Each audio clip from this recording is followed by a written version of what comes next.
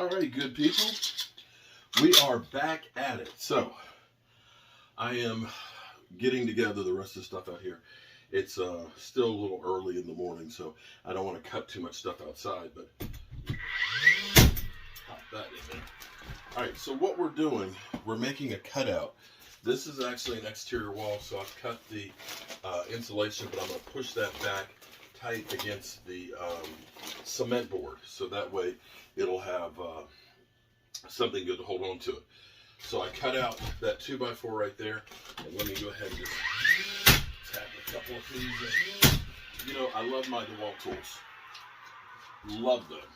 To have a framing nail gun that's literally cordless. Look at that. Just set the sucker right there. Is freaking great. And make sure that this is level, because Lord knows this is what everybody will see. Now, I'm going to cheat a little bit here. I am going to put a screw in here to go. I want to make sure that this is dead on level for our look. And I want to play with it to the point where I can make sure it's flush.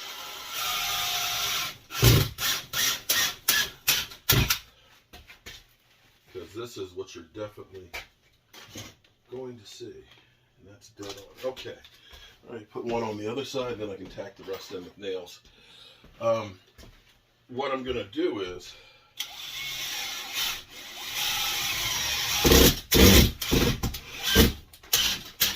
I'm going to put, of course, the header piece in here, make sure that it's all plumb and square. I measured up, we've got 4-inch tiles plus the base tile that's on here as well. And hopefully I got my numbers right to make sure that this comes out even with the tile.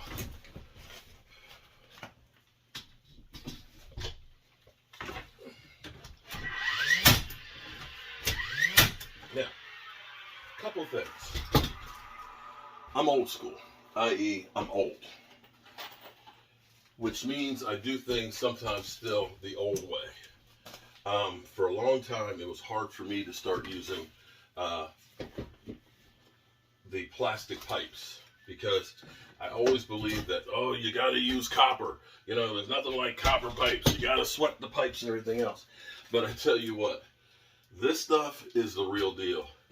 This stuff is actually a lot more cost effective than your copper, and if it freezes, you don't have to worry about it because it will thaw out. That's right. It'll freeze up and thaw out and not bust. My brother Tony, who's no longer with me, was the one that actually turned me on to it, because that's all they use in Alaska because of the cold.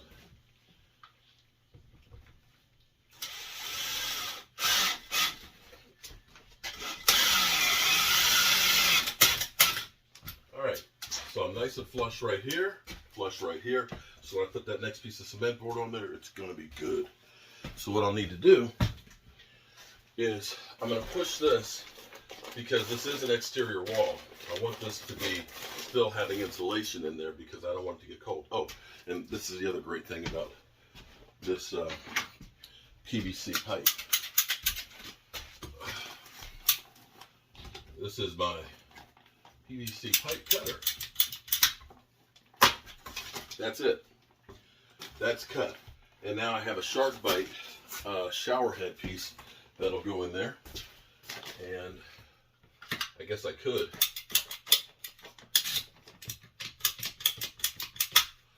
open up the wall there and get this one, but I see that looks like the threads look like they're messed up a little bit in it.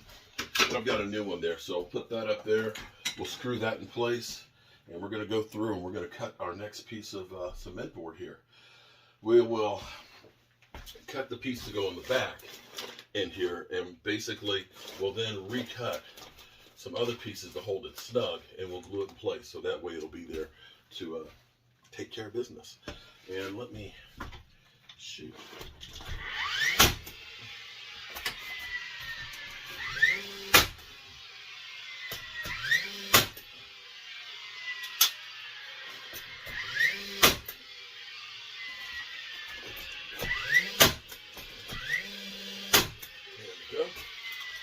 Got our nails up in there, so we good. All right, it's coming along pretty good for the first spot in the morning.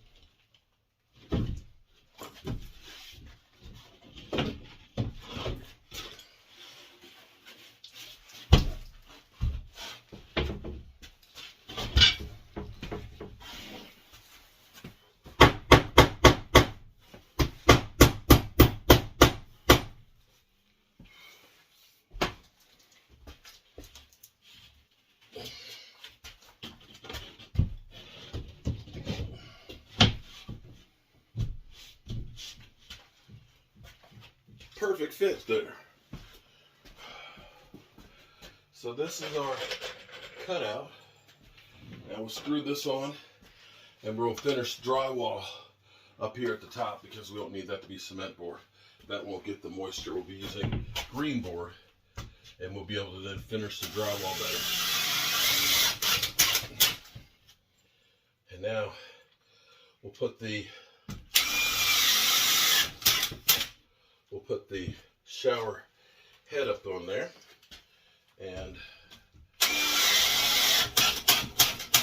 we'll be able to close that up. And this is going to be great. We're going to be doing tile here in a little bit. What I'm going to do, because time, and this is what you'll notice with these screws will dig into the cement board and end up recessing themselves. So when you put the tile on, there's no little bump out.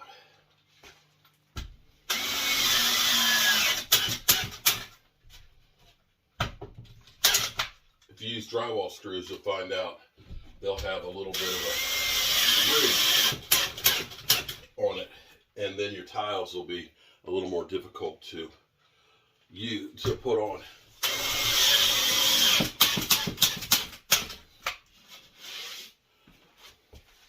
To save time, what I'm going to do is I'm going to finish getting the drywall put on here on the inside.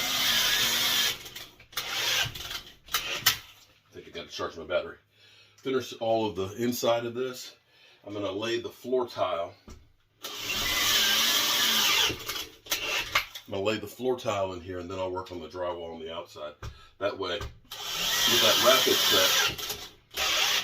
that rapid set, it'll give me some time to let that cure while I'm working on the outside, so we won't lose any production.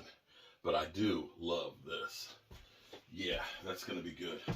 I just am a hair off over here. I just need to trim just a little bit more. Lost my pencil. Just a hair right there, but this is perfect to go around there for that tile. These are a lifesaver, shark bites. These are really, really cool because it's basically, it goes in and it's locked. Once it's in, you're good. There is a tool, a little slip piece that pushes that in there. You can take it off. These are great in an emergency situation if you can't get the water completely, drip free, as opposed to when you're sweating pipes. If you're sweating pipes and you have any moisture whatsoever, it's not going to work. So this is where these shark bites are lifesavers and quick. The only downside to a shark bite is they are very, very expensive. That shower head piece right here, that is the shark bite, is about $14. There are also other ones that you can use, which are the crimper ones. The crimper ones are about half as much, and it has like a brass ring that gets squeezed down onto it. They work just as well, and if you're doing a lot of work, I would suggest actually using those as well, because again, it'll save you some money in the long run. But if you just have one or two pieces you need, like we did here, it's easier just to have that shark bite, spend a couple extra dollars, and be done with it.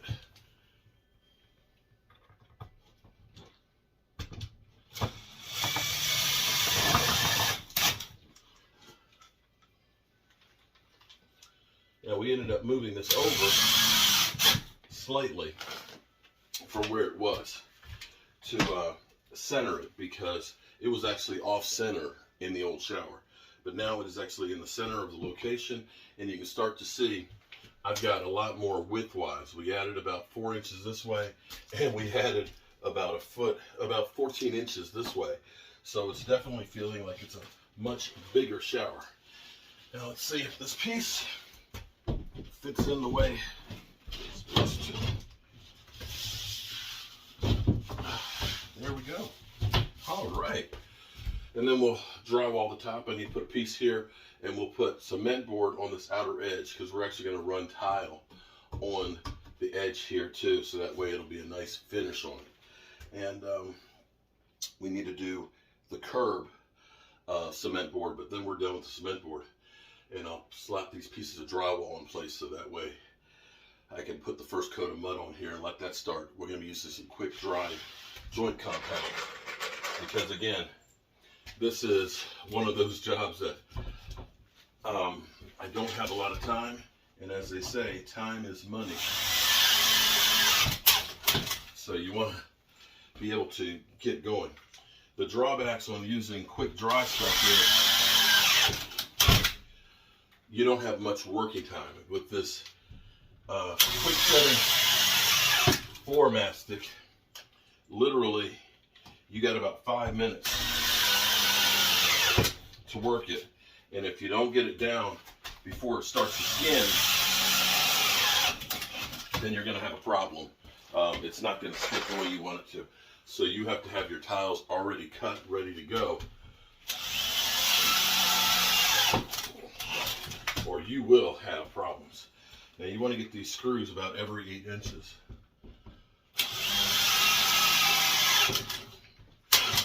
All right, I'll cut this piece and start cutting the drywall.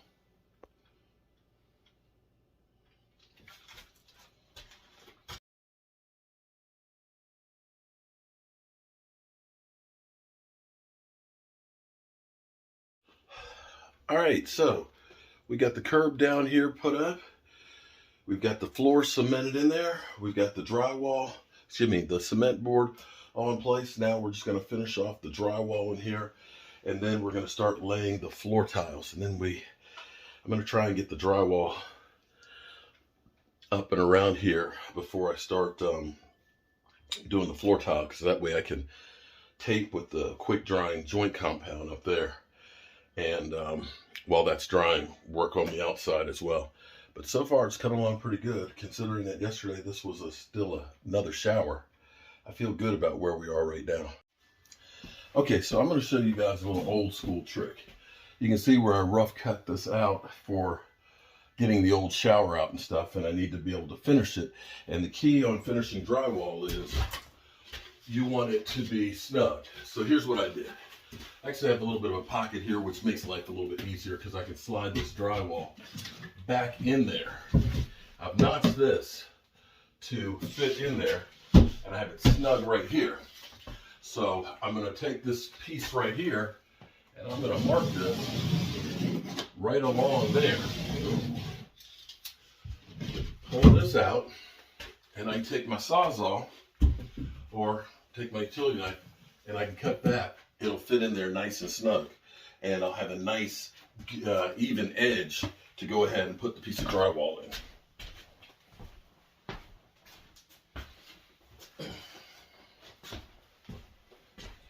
The tighter you can make the joint and the less mud that you have to put in there, the quicker it dries. And time is money.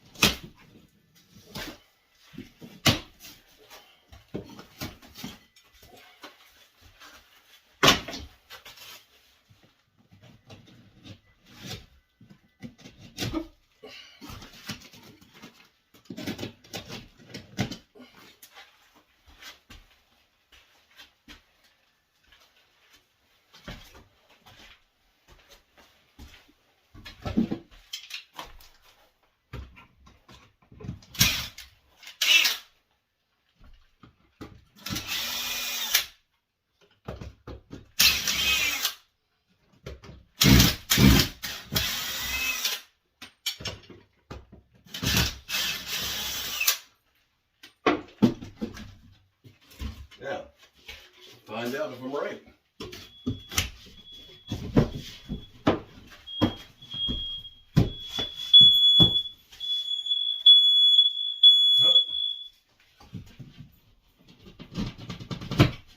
There we go. Voila. Quick, easy fix. And now it'll be a nice, easy tape job to take care of finishing it. And you see how nice and snug this is. What we'll do for the tile, we'll actually use some mesh to go across there, because ultimately the tighter the seam, the better for all of it. I'm Mark Holmes, and well, we're rebuilding this old house. And I mean, it's an old house. Oops.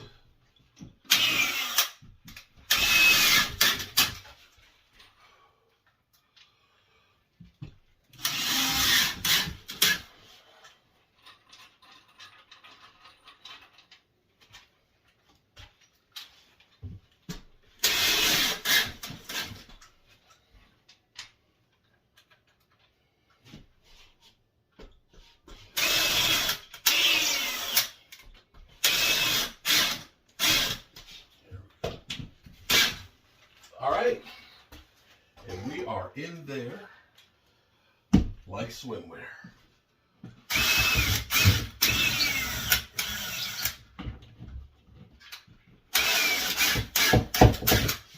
There we go. Voila. Now I'll do the same thing over here and cut out for the shower. And we're almost actually all drywalled here, ready to start putting the tile in.